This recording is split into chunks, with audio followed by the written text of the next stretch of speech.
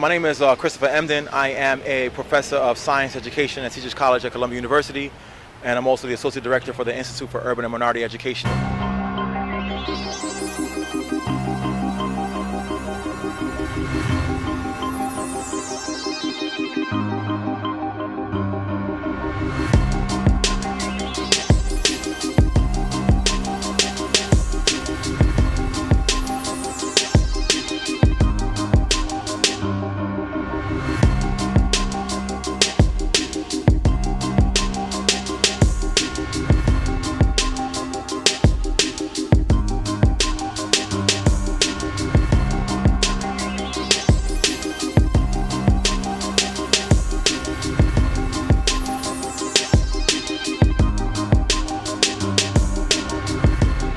I'm here at the Lower Richland High School site for Closing Achievement Gap Conference.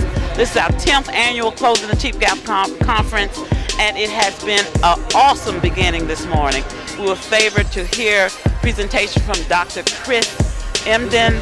It was awesome. He talked to us about cultural pedagogy, and he went deep, and it was very powerful, and it's what we as educators need to know and understand. We're anticipating great sessions later on today. He has a breakout session right now as far as, and 26 other sessions today. We're hoping that every participant that attended today leaves with a wealth of knowledge and information to help us with not only closing the achievement gap, but meeting our students where they are and helping them to progress to higher levels. We know they can do it, and we're counting on our team of supporters and those members of the community to work with us to make sure our children are succeeding in Richland 1. So now they knock the teeth out, and knocking the teeth out, doing that violence became part of what they did every day because they had to feed the kids. And what happened was they force-fed the food, and guess what? The kids got the food, and they lived. So the trauma was necessary of removing the teeth to allow them to be able to live. And that was based on the conditions of that time. So you would have to do that kind of violence to get them to be okay. You follow me? Right. But see, generations later, after they were able to get the nutrients to the bodies of those young folks, the tetanus was removed, so they no longer suffer from lockjaw. You understand what I'm saying? So now you no longer suffer from lockjaw. You didn't have to rip nobody's teeth out no more. But guess what? It has become ritualized practice to knock out the teeth of the children, based on what people have just thought the whole time it was right for us to do. So now, there's no lockjaw, and he's still ripping out the teeth of the young folks. Now here's what's interesting.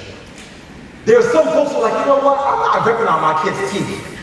I refuse to do that. There's no reason for it. And the folks who are ripping out the teeth out of tradition, not necessity, would demonize those who left the teeth intact and say, how you not ripping out your child's teeth? Your kid looks like a cannibal. They will find critique against folks who are doing the right thing. The system of education, as it relates to the closing of the achievement gap, is thus enacting pedagogical practices of the equivalent of ripping out the teeth. The ripping out the teeth was the pedagogy of the Carlisle School. The forced assimilation, the sitting down and be who you are, the you come in like this, and you leave like that. That wasn't the goal of the school. It was the underhanded intention of the school. They were ripping out the culture of those young folks like the Dinka were ripping out the teeth of their children. But in 2016, we got a population where there's access to Google, there is access to information, there's inherent brilliance at the birth of the complexity of the hip-hop generation by virtue of who they are, that you ain't gotta rip out their teeth no more. You just gotta give them the tools to say, I've got good food, let's eat. Right. Now, I got good food is a pedagogy of joy. I mean, I'm motivated, by young people. I go into schools all the time and just see the faces of young folks who are disengaged and disempowered. You see their brilliance in spaces outside of school. You see them in the street corner, in the hood, or rapping, or dancing, and they're so excited, so happy to be there. And when you see that in schools, it's the opposite. It breaks your heart. And so whenever I need motivation to keep doing this work, I just go into schools, and the things I see in there, they make you sort of go hard and keep pushing because we're doing violence on young people, and we got to help them heal. What educators are oftentimes missing It's a recognition that despite the fact that they are well-intentioned and they feel like they're saviors and that they're doing right by young people, that alone is not enough to do right. A recognition that if you're locked into a system that you are complicit in, if you're locked into a system that you believe in more than you believe in young people, then you're going to do wrong by young people. So it's like, where does your allegiances lie? Does it lie to structures? Does it lie to degrees? Does it lie with schools and structures and districts? Or does it lie in young people that you want to really guide? And so if you got to pick your side in this war, and it's a war. Do you side with the young folks that you want to help them get free, or do you want to be on the side of the oppressor? And I know it's harsh language, but it's necessary language. So I think that's oftentimes missing. And then here at this conference, Closing the Achievement Gap, it's just for us to recognize that it's bigger than the achievement gap.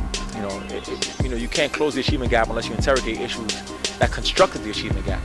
Listen, man, I think the work of the educator is the work of the ancestors.